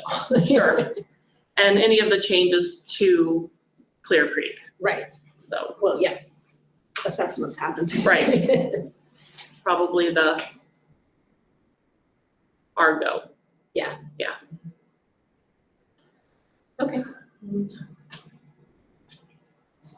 That's that. Say, does that really affect what we receive as a district though, or is it only what we receive from that county versus like the Oh, I think it's bottom? just the county. Yeah, the bottom number Yeah. doesn't change. No. No. It's just that the state doesn't give us as much. Yeah, we still get the same amount, Right, but it's just okay. what percentage, That's what I who wanted to pays what. clarify. It was like, unfortunately, yeah, that number doesn't really change what we receive. The for our 30% programming. total program funding. Yeah. Yeah.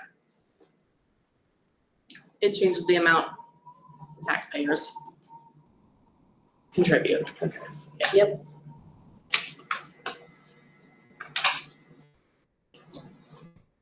Well, it was your first time doing this. How do you feel about the thing? Ooh, it was a lot to wrap my head around. We actually I had to look at some taxpayers' documents to see how. Right? Things rolled out. Yeah, and one of the lines is kind of, they broke out our bond from us, otherwise, we are one of the highest costs in the county to Oh, the absolutely. taxpayers, which makes sense, but it doesn't look like that necessarily when you look at your bill until you do that. So, yeah, it was kind of an interesting process. I always heard mill levy, and really getting into it and doing a deep dive. There's 1,000 million pieces, and the documents that come from CDE, I mean, there's 400 lines that come to their numbers. Every little piece is considered. There's a lot of thought process between, and that's why CDE yesterday sent it over maybe 5 different times, because someone kept catching one error in their calculation workbook. And so they'd be like, no, use this one, use this one. And when you're dealing with that many lines, there's gonna be cells that get broken and things, but I think you were on the board with me. I think it was at the very, very beginning of my service, but we have had to do an amendment. Yes, After this. we have had to So, do that, yeah. Know that that could still happen. It's still, yeah. I did see that in my files while Yeah. But I think only once. looking at historical data. Um, So the Yes. long range committee, they'll probably touch on the mill when you come to do your presentation. Sure. That makes sense. Yeah, I mean, it's a big piece. There's state, there's local, there's federal, it all comes together and makes it happen. Amazing. But thank you, taxpayers. Yeah, well, next time find us Residents. more money. So does anybody have any questions about this mill levy presentation? You sure? Sydney, you look like you have a question. Start right. You know, you can always have a side session, make an appointment, you know, any one of us can help walk you through it, or if you wanna walk it through with Jen. Yeah, I think just Please educating get myself there, and yeah. starting It's a there. lot. Pretty much everything I've had to do, a mill levy for dummies, a finance for dummies, and then all of it just comes back together. And as you get into these workbooks, I click in every cell to understand each calculation and formula and trace them back to how this is truly calculated, because these are already built for me from predecessors, and they're built for me from CDE, but to really understand it, I trace the formulas back to like the origins, and then I'm like, oh my gosh. I think her point is it's not uncomplicated, and it's okay not to totally get it at first. As you keep going on, you'll pick up more pieces too. Absolutely, and definitely come by anytime you want. All right, we want to switch gears to Q&A. Okay. Might as well. Did anybody have any questions? I did. Sorry, I was. No, it's fine. They weren't crazy or anything. Nope. And are they in here at all? I don't. I did print them. Okay, Okay, just to read give them? everybody the overview. Okay, let's see.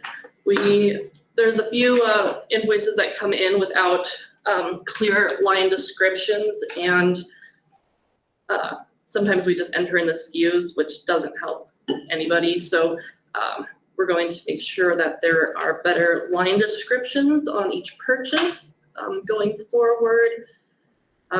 We have played with the idea of removing Eldorado from King Murphy, and I think that that's probably going to be a future move as well, making sure we get that extra costs from all locations. Everdriven, Because Erica had mentioned it a couple of meetings ago that they were hoping to come up with a better, more affordable process there. and Terry did say that they had looked into the alternative, but they were unimpressed with the insurance policy or coverage that they carry. 500K versus 2 million is more of the comfort zone there. So she wasn't interested in going, moving like BOCES, all the school districts to that carrier, but 2 of our students have moved to parent transportation. We do district reimbursement, but it is far more cost effective. Yeah. It's And- much less than it has been though, at least. I mean, at least even looking at the other carrier that didn't have all that insurance, couldn't we just buy their insurance for what we're paying Everdriven? I didn't know, I didn't hear that conversation until Terry had mentioned it, so I can dive a Yeah, little I deeper into Yeah, what else maybe steered her away from that. I think we asked them to increase their insurance coverage so they could qualify too. right. So I don't know where we are with that, if they've been able to increase their I'd say insurance coverage. keep eking that out. We did find some billing errors, kind of by coincidence, and I have 24,000 being reimbursed to the district. Yay. That's some 2025 and 26 expenses that were misbilled by Everdriven. It took quite some effort to get sorted out, but we have a small piece from Gilpin, a piece from Platt, and potentially a piece from Jeffco coming back to us, so. Oh, okay, great. Thank you Yep. for that work. Thank you for auditing. You're welcome. We will keep our eye on that for budgeting next year, just being aware that that one-time reimbursement has come in. IT, I did send you Kristen's, Thank you. Somehow I missed that when you sent that out Okay. initially, so I'll review that. perfect. This particular quarter is gonna be a higher hit, due to some overlap between Soaring and NATO's IT. Sprinklers, yes, we are still doing irrigation blowouts in-house, but during the main water break, Carlson had a blown out sprinkler line that needed to be repaired. And then the high school had a sprinkler head following the fire incident that had to be repaired, and due to regulations, they have to be repaired by qualified technicians, so those can't be done in-house, but regular irrigation will be. I did send you a comprehensive list of the licenses that we pay for, as well as the contracts document. Contracts has every contract I can get my hands Oh on. my goodness. So far. Just send that to Marcy. Yeah, and then there's an IT one that's a little bit better when it comes to like software renewals and if there's any overlap. That's awesome to know that you at least have that tracking, and I think that those pieces will help us as we go through budget too. I think absolutely. Yeah, thank you. Sure. Timberline, it's double charges, same exact amounts, but it is 2 months. I confirmed Okay. invoice dates. Rocky Mountain Cummins came to service the auxiliary generator at the high school. How long does the generator here go for? As far as when power goes up, Uh-huh. it goes for a while. I mean, it doesn't get natural gas for the running of it. Yeah, Yeah, I think what happened with it is that we had that unique power outage about a month or so ago here in the building. The power came on, the generator didn't go off. Oh. And so there was some work to figure out why the sensors were not picking up, that the power's back on. And then when we had some test power outages, it wasn't coming on. So they had to bring the folks out to service and to figure out why the sensors weren't working correctly. Today, when the power went out shortly, it did come on, but then it went right back off when the power came on, so it worked this time. So we're hoping to maintain that after the service work this time. Well, I'm kind of wondering too, I mean, that's a component that ought to be checked on every once in a while, and maybe it's not something that Aaron has time to do. And is it something that we should include on a maintenance agreement plan? He's been testing it. It was just Right. really unusual why that happened Yeah. this time. Gotcha. Cell phone, T-Mobile. I'm like, why is this one, this one, this one? Correct, there was a hotspot for Aaron, Brooke, and Paul. I'm guessing there was thought process behind it when Ethan signed up for these plans that they would need to utilize them, perhaps being at a different location, or I'm not sure why. I think it was a snapshot in time that no longer is relevant. Agreed, so those will all look the exact same next month, and hoping to possibly change some other costs on there as well. Vulcan Fire alarm, it's fire panel at Carlson. It's having an intermittent cellular antenna issue. It didn't occur during the first year when it was under warranty. And it's due to the structure of the building, I guess, Right. being that concrete. And they came out, did what they thought could resolve it, didn't. So there's going to be another repair issue. And they are the fire panel manufacturer and service provider. So hopefully during that next service call, we can either resolve it or figure out what has to be done next to get us resolved. Marie LeBlanc, she's the grants coordinator, our Medicaid coordinator, fully funded through the mini grant secured through our partnership with the consortium. They're our Medicaid What does billing that mean? agent. What does that mean, really? So the consortium is our Medicaid billing agent, so they do all of the quarterly and annually cost reporting to get our Medicaid reimbursement. Gotcha. We pay them $2,000 a year. Great. Right. Hello. And Carolyn there is just this godsend, and she's incredible. And I just told her, this was a horrible project to spearhead right now for me. I took it on for Leah when she was still here, got it going thinking she was gonna take it over. And I think it was something Tom had done at one of his prior schools, but it's going to bring us in anywhere between $50,000 to $100,000. And she hooked us up with Marie LeBlanc, who's already grown our staff pool list, I think by like 7 employees in a month. That's great. Yeah. That's great. So she's gonna help us maximize getting every dollar refunded, and they pay for her entire first year. So that explains why I haven't seen it before so much. Yes. Okay. But it's fully funded through a grant, so.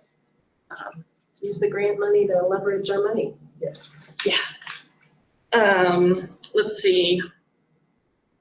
I think that was all, I forgot to put it on here, but Marcy had asked, Mine was just IT, you kind of explained it. IT, overlap. sorry. And then I explained to Nicole about the different funds, because I think we just label them by number, and that doesn't make it very clear to someone who's new, so my apologies for that. Thank you for asking.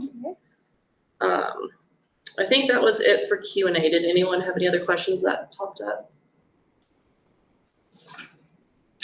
I was going to do a quick mention of this. I had a meeting with Tasha, the finance at BOCES, and their BOCES board budget for us was $200,000 for out of district tuition.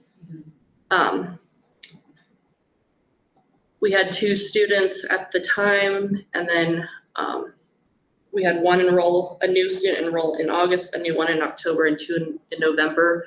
So our students that are placed out of district went from 2 to 6, and our current tuition estimate on the year is now $500,000. So $300,000 increase over BOCES budget. There was also one-on-one para need at King Murphy. That's gonna be another $28,000.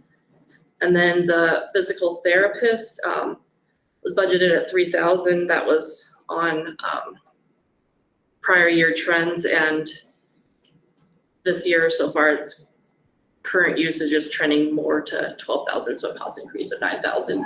More students are attending physical therapy. What happens? We don't have $300,000. Yeah, thankfully,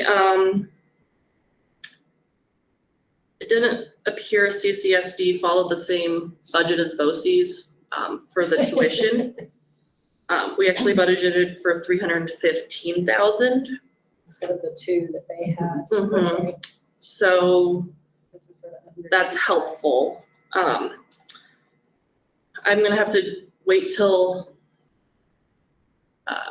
month 6 in Q2 invoice from them comes up in to do a real cost comparison to our budget and see if there's any cost savings in this department. I mean, we have to do what we have to do on that front, but we don't know what we have to do when we're doing the budget. Correct. Right. And so there is a chance that we may have to amend the budget. Right. Yeah, that's what I'm leading the water to. Yeah, I'm hoping that we don't have to go that route. I'm going to dig for our cost savings, but if I have to come to you in the spring, that's what it's gonna be for. When we Very well. built the budget, we hadn't factored in what we could get back from the consortium, correct? Does that help or not? Not so much. For Medicaid. Yes. It takes 3 years to really start seeing some of this, what you're going to really get for it. But just this year alone, I think we'll at least get the 50,000. So no, that wasn't budgeted for. Okay. So So that helps to offset that. So now we're at 130, Yeah. 80%. You might have heard also during the audit presentation, and something I intend to present at the long range planning though. During our original reserve study, we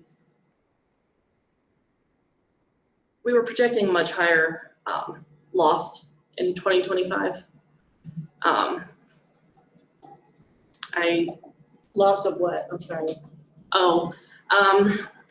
More expenses than revenue. Oh, okay. So we projected $600,000 loss, and the fund balance ended up being down 31,000. So those are one-time savings. Some of it that came through was the salary and benefit changes. Sure. So we have extra fund balance. Is it something that we can commit that we're going to have every year? No, it's not ongoing dollars, but we did have some cost savings. Some in revenue, being a little higher than we expected. The federal forest funds, we had only budgeted that we were gonna get 200,000 and we got 445, something like that. And then expenditures, it was change in salary and benefits due to higher cost employees retiring, leaving the district, and cost savings there. So kind of one-time dollars again, that Again. we're not going to expect to see Right. that change. So But that's why we're so frugal on our budgeting, because there's always. because we have to have 500,000 to make, 5 million to make payroll Right. without having to take out a loan. And instead of having interest that we earn to pay for 2 teachers, we'd be paying the interest and Right. losing 2 teachers or 4 teachers. So that's where we're at, but we do have a healthier fund balance than we went into the year with. So that was some of the win from the audit findings. The whole audit was actually a win, but those were the things I was excited to share today. Lori, in the audit, you'll notice that we didn't get audited for not having accurate minutes. It happens. It was a good audit. So, That's all I have. we have a finance audit too to sign, but I don't think there's anything on that that needs to be reviewed. I think I shared with you that I got the contracts list done and the BOCES and told you about Everdriven. So I think that was everything I wanted to cover. Thank you. I appreciate the You're welcome. digging in. and the finding more money always. It does. Say we had interest from another parent to be a district accountability committee member. Should we just add that to the business meeting? Yeah. Okay, let's just add that to the business meeting. Right? It's great to have all these new members for the DAC. It is, So, nice. We've had some really great meetings like this. Put them to work. Yeah, for sure. Also, Marcy's been lonely. Then we've got an amendment to the access control policy coming out of the safety committee. Right. Basically just access to keys for the police and sheriff. yeah, so it's come up from the law enforcement for the county that they have really pushed for having access to the building in response or reflection of the Evergreen situation that happened. Unfortunately, is that law enforcement really wants to be able to, when they enter a building, have access to classrooms in the building so that they can address the concern, especially when we have the new app on the phones that direct them where to go to direct first. And so they want to be able to get there, and having the first person come in the building have that key limits other folks from having access to. So they presented to Carrie Ann and I a request, and we're still waiting for the memorandum of understanding between the two organizations, but to move forward with their request to have access, there is a revision of the policy, and so I presented you a red line version of that with those changes, and if there's any recommendations based on that. I do have just one. Sure. Just cross out chief. Chief's not on there. Chief doesn't care. Chief has a knockbox. He can barrel down the door, Yeah, do what he wants. Yeah, and I want to also, I mean, just so that you guys know, this discussion has been going on for nearly 2 years. And initially, we did not want to give out our master key for, so it's the chief of the police. let's say police chief, then, because it could be, You're right. So still that's where I went. Still a correction. I said police and sheriff. We'll make it done. that we were initially concerned because the master key situation with the new locks and everything that we were doing in this building was a big expense for us during the bond effort. And we were not confident at that time that with the sheriff's crew turnover, that we would be able to collect the master keys, or they had a system for doing that for us. So we've gotten them to agree that if a master key that's been given to them, they will reimburse us if they lose that key for changing out all of our locks and providing new keys. So having that assurance so that we aren't stuck with an expense is exactly why we agreed to do what we're doing here, plus the life spot situations and the keys. And there is something that they signed at their end. Yes. Okay. Yes. There is that. There's Yeah. a signature somewhere. But yeah, Any I'd say we other had- questions? Cindy? Marcy? No? Nikki? Okay. Any future agenda items? Seeing none, I will look for a motion to adjourn. Oh, no. I was saying not that I could think of. Oh, way to go. I'd move to adjourn. I'll second. Spears? Yes. King? Yes. Lynch? Yes. McHugh? Yes. Yes. Right. Now, does anybody need a bio break, or are we okay just to move on to the? I do, but I know this